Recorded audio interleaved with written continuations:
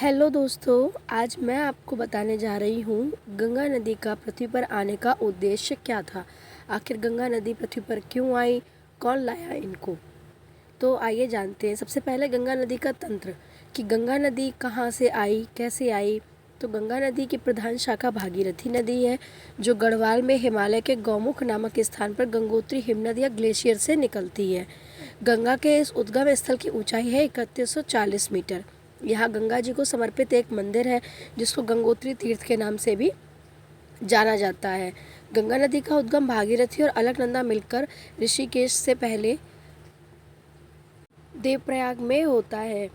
गंगा नदी भारत और बांग्लादेश में कुल मिलाकर 2525 किलोमीटर की दूरी तय करती हुई उत्तराखंड के हिमालय के गंगोत्री हिमनद से निकलकर बंगाल की खाड़ी के सुंदरवन के डेल्टा के भाग को सींचती हुई और गंगा सागर में मिल जाती है।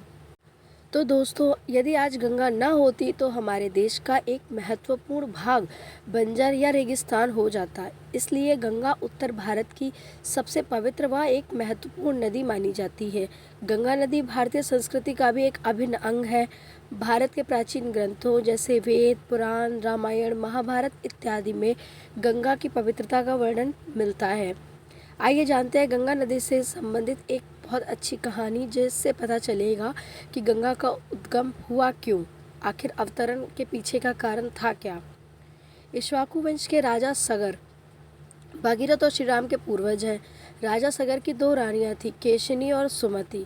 जब दीर्घकाल तक दोनों पत्नियों को कोई संतान नहीं हुई तो राजा अपनी दोनों रानियों के साथ हिमालय पर्वत पर जाके पुत्र कामना से के लिए तपस्या करने लगे। तब ब्रह्मा के पुत्र महर्षि भृगु ने उन्हें वरदान दिया कि एक रानी को 60,000 पुत्र और दूसरी से एक वंशधर पुत्र होगा। जैसा कि कहा गया, समय आने पर राजा के 60,000 पुत्र हुए, एक रानी से एक पुत्र हुआ। जब राजा सगर ने अश्वमेध यज्ञ किया तो उन्होंने अपने 60,000 पुत्रों को उस घोड़े की सुरक्षा में नियुक्त कर दिया। इधर देवराज इंद्र ने उस घोड़े को छल पूर्वक चुरा लिया और कपिल मुनि के आश्रम में जाके बांध दिया। राजा सगर के 60,000 पुत्र उस घोड़े को ढूंढते ढूंढते जब कपिल मुनि के आश्रम पहुंचे तो उन्हें लगा कि मुनि ने ही उनका घोड़ा चुराया है, और यह सोचकर उन लोगों ने कपिल मुनि का बहुत अपमान कर दिया। कपिल मुनि ध्यानमग्न थे, तपस्या कर रहे थे। उन्होंने ये सब बातें सुनकर जैसे ही अपनी आंखें खोली तो क्रोधाग्नि के कारण राजा सगर के 60,000 पुत्र वहीं भस्म हो गए। फिर उनकी खोज में निकले दूसरी रानी के पुत्र अंशुमान ने बहुत तपस्या करी, लेकिन वो गंगा को नहीं बुला पाए। फिर उनके पुत्र दिलीप हुए, उन्होंने सारा राजपाट संभाला। फिर राजा दिलीप के पुत्र हुए भागीरथ। भागीरथ जी ने ही घोर तपस्या करी और गंगा जी को धरती पर लाने का अथक प्रयास किया, जो कि बाद में अंततः सफल रहा। राजा भागीरथ जी अपने पूर्वजों के आत्मा के तर्पण के लिए या उनकी मुक्ति के लिए गंगा नदी को पृथ्वी पर लाए थे।